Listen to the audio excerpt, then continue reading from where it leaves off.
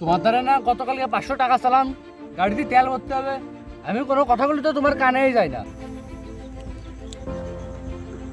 তোরে তো কলাম যে দুপুরে রেস্ট নিয়ে তুই ওই ধানের ক্ষেতের নালাটা একটু পরিষ্কার করে দে।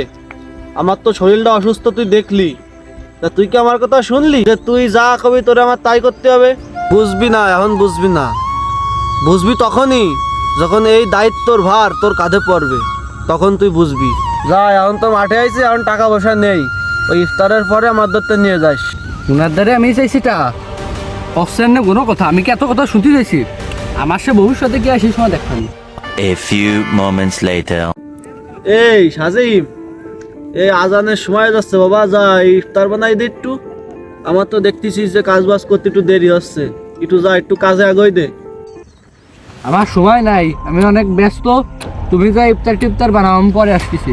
সারাদিন রোজা থাকে, ওনার জন্য এমনি ইফতার বানাবি না, আমাকে তো শরীর না। হ বাবা, তোকে এই শরীর আর আমরা তো মেশিন। এই পাতকটা কেন বানাচ্ছি, বাজারে বেচতে পারলি তুই 2 দিন পরে আবদার করবি নি যে আব্বা ঈদিতে ভালো জামা কাপড় কিনে দাও। থাক, আমি একটু পরে যাই, আমি করবানি, তুই এনে মোবাইল চালা, এটা তো তোর অন্যতম গুরুত্বপূর্ণ কাজ। থাক। আমরা নিজেদের অজান্তেই পিতার উপর খারাপ ব্যবহার করছি না তো?